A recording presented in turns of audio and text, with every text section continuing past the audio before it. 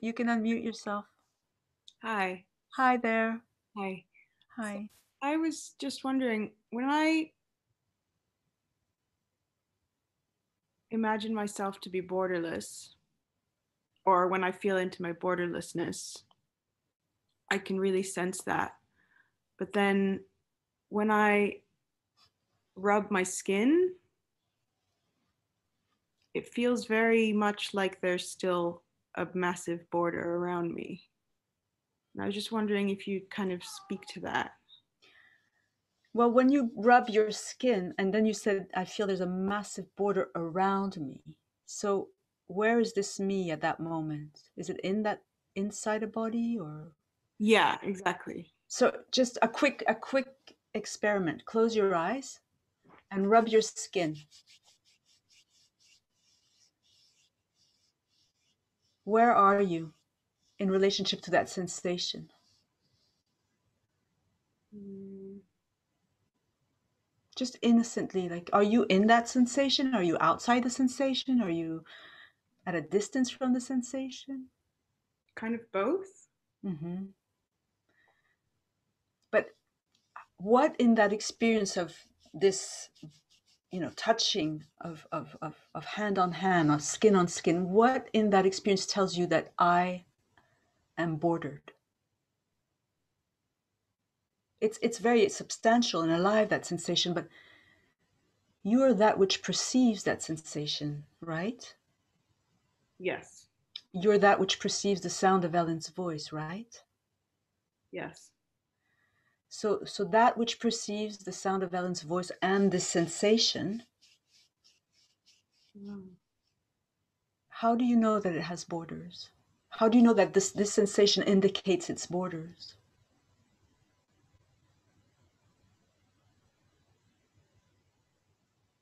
It's an image I see. Yes, it's an image, exactly. It's so we're not going to debunk everything, but you're going to. This is very natural. You have to deconstruct the belief that I am bordered and that this body is what borders me. And it takes time because there's a bunch of beliefs. First of all, there's an intellectual belief, a conceptual belief, but then there's like all sorts of kind of visual, tactile beliefs that seem to confirm that belief. But they're quite easy to actually to deconstruct. Just like now, we were quite quick to say that this sensation, and the sound of Ellen's voice appear in that which perceives it, which we kind of agree is your true identity. Mm. And we're not sure if that identity has a border or not. We don't have to, we can only be sure when we're sure. But you could be quite sure that this sensation and even the sight of your hand doesn't indicate the border of you. Mm. I can see that now. Yeah.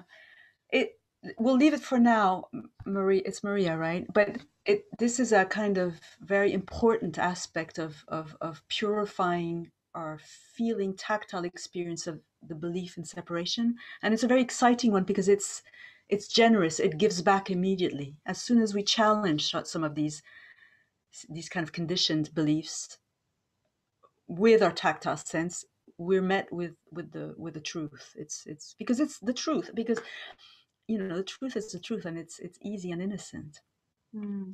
But the conditioning is deep and quite habitual, so that, and innocent too. I mean, it's all innocent, but we have Yeah. to live. Yeah. Yeah. Because immediately an image comes up of the body. Like, whoosh. But so the image itself is being perceived by that very same one that Mm. perceives the sensation of this and the sound. So there's only one perceiver, and you can easily verify that in your experience. There's only one perceiver, and when you're perceiving the sound of Ellen's voice, or when you're perceiving the image of a body, you don't go from one perceiving space to another. It's all appearing in the same perceiving space. And again, you'll have to verify that in your experience. And, we'll maybe next time we'll do something to really help with that because it's very important. Mm. So nothing in your experience that comes to kind of argue, no, because look, there's an image of the body and the body's boundaried. The body has a border. Well, that's just an image being experienced, by being perceived by the very same presence that perceives everything. Mm. You could never prove the absence of a border to your self awareness, but you could never prove the presence of a border. Everything that comes up as a candidate, as a proof of a border, you're going to be able to unmask. I love Which that. leaves you with the at least with the almost certainty that there is no borders. I love that. And then, of course, there's the certainty of the heart at some point. You just know it's true. I look forward to that day. Thank you. I'm sure it's not far off. I'm sure you have glimpses already. I do. You're right. Thank you. Thank you, Maria. Hi, Ellen. Hey, Rashna. So nice that you came. Oh, thank you so much. I wanted to just check a couple of things. So during the movements with eyes closed, for me, there's a space of open listening where I don't kind of locate myself. And in the practice, you said global sensing. Now I get global listening, but I don't quite get global sensing, even though intuitively they must be the same because they're in the same space. And I don't know, is that because I'm still identifying with some sensation that's coming up? Yeah, the point of any of these invitations is never to succeed. It's really more to nothing in particular. But in your case, when I suggested that the body is one global sensation and you were not feeling that, you were feeling fragments, parts, then you have to be with that experience in your attempt to unify the body in a way. And then, of course, you feel the body as one global sensation that then is one with the openness all around it. And so in your attempt to feel that way, you're attempting to align your perception, your felt sense with what you know to be true, which is that there is only one reality. But inevitably, what you encounter to begin with is the habit of fragmenting and dividing, and so that's what you were encountering. You were encountering the body parts, I guess. What was your experience, Rajna? My experience is of like scintillating densities here and there, Yes. And here and there, but with this, with me being still located. Yes. So that's where the exploration is at. Again, I really want to emphasize that it's not about transforming our felt experience in one swift, wand stroke, and here we are, transparent. No, it's really here we're just exploring our experience, and when we encounter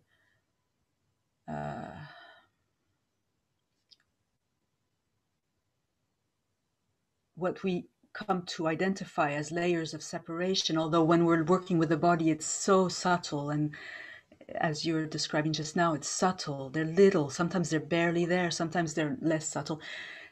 That means the yoga is working, because in allowing that, in somehow seeing it, you were feeling it. That's going to pave the way to that subtle contraction or fragmentation. It's going to pave the way to that relaxing, simply because it's been allowed, because it's been seen, because it's been said yes to. So what you mustn't feel, Rashna, is, oh, I'm not succeeding, and how can I try to globalize? No. What is said by me in this case is they're just kind of little blueprints of the perfect scenario of abiding on a felt level as pure presence. But it's just a way that we can then really explore our experience and see what seems to be in the way. And I found what you said was helpful when you said something like, once it's seen, it's surrendered, or yes, because then it's offered. And yeah. we let it be. Yeah. Yeah. And even that feeling of fragmentation and, live, in some ways, that's also an accurate way to feel the body. It's alive. The body's constantly morphing. It's so sometimes also I might be suggesting something, and you might be having another experience that you know to be free of the separate self, but it's not corresponding to what Ellen's saying. It's actually trust your own, because I mean our experience, even when we are free of suffering, our bodies don't always appear as these homogeneous, like when you're writing a poem, your mind, you there are textures and temperatures and colors, and it's the same with the body. When the body, it's very lively, the body, so it actually doesn't enjoy being one global sensation for too long.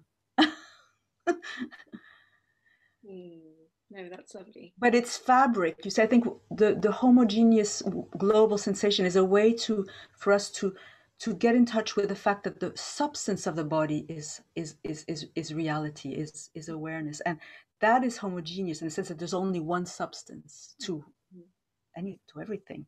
So we want to start to feel that somehow, even though it's not really a feeling, but it echoes through the body. I hope that helps, Rachna. Lovely. Thank you. Hello.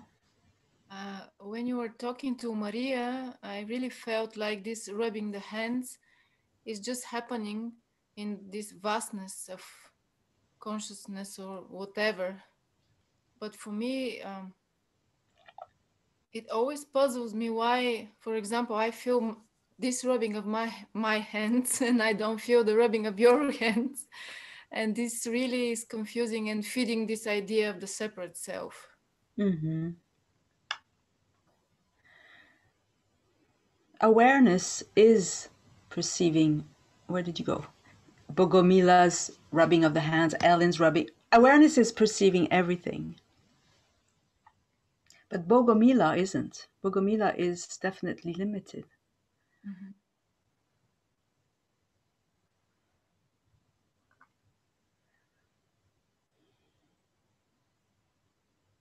In other words, even though we say this is happening in awareness, it is still being perceived. It's perceived through the channel called Bogomila. Mm-hmm. I cannot perceive, Ellen, this channel called Ellen, this wave, let's put it this way. There's a wave called Bogomila and there's a wave called Ellen. And then there's the one shared reality called the ocean. The ocean can perceive Bogomila's wave-like movement and Ellen's wave-like movement. But the wave called Ellen and cannot perceive Bogomila's little wave-like motion and vice versa. But the ocean can.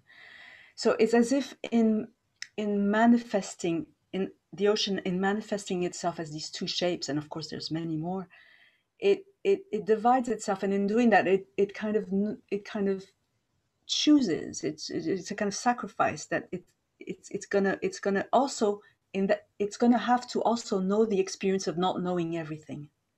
Mm-hmm. So of course, in essence, the ocean knows everything, but as the shapes it takes, it is limited. Each shape is limited. So you're right that I cannot perceive what you perceive. Ellen cannot perceive what Bogomila perceives. Bogomila cannot perceive what Ellen perceives. But at the ocean level, we can. And in fact, sometimes, you have, sometimes our body minds are relaxed enough that we have intuition, we have synchronicities, we sometimes have, but, yes, yeah, there's limits to what we can perceive. But that should not confirm the fact of separation. It confirms the fact of manifestation and limits in that way. But the limit doesn't mean separation. Does that help? Yes. Because I'm not a master at explaining that kind of thing. While you're talking, I have some certain feelings, and it really helps. It's like when I feel my left hand, for example, it's my left hand, but it doesn't mean that it's separate from my right leg or something like that. But the Exactly. viewpoint is different, yeah. So yeah, I really feel what you're saying. Thank you very much. Thank you. Thank you. Deb. Hi. Hi. I was just, I think a really strong anchor of awareness to the body is vision, hearing. Yes. And, you can't really see your own body from 100 feet away unless you're having a near-death experience, perhaps. I just wondered if you could speak to how you can kind of dissolve that.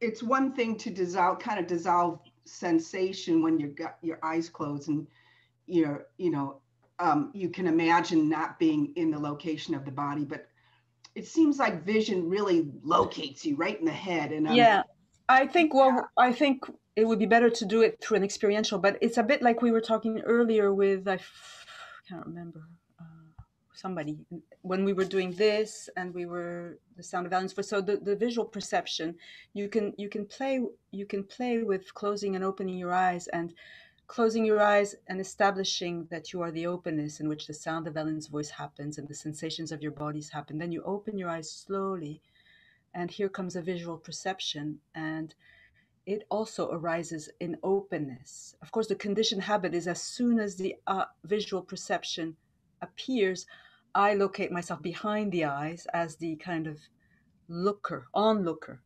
So feeling that you're the seer, feeling that you're the wave called Deb, and with, looking at Ellen right now, for example, that is okay. That's okay. Just, you don't feel you have to get rid of that, like sanitize that feeling of being located in the body. It's functional and it's beautiful.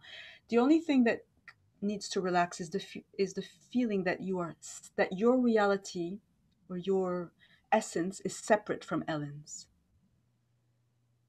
So I think the image of the wave, the two waves and the shared ocean, or or maybe the two flowers on the same tree, so that you don't have to get rid of the feeling of being located. It's okay. It's it's necessary even. It's the feeling of being a fragment, a separate. You see? But we'll explore it more. But yeah, I've often thought about how people who are blind from birth consider their body, because you would never have an image of yourself.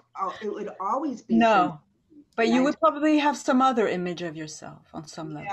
And you would be told that you would construct a kinesthetic sense of yourself too. Exactly, yeah. But it wouldn't be visual, and it would be so different. Yeah, but you can practice that, just really, really feel yourself, the sensation of yourself, rather than the visual perception of your so-called self. Thank you, Deb.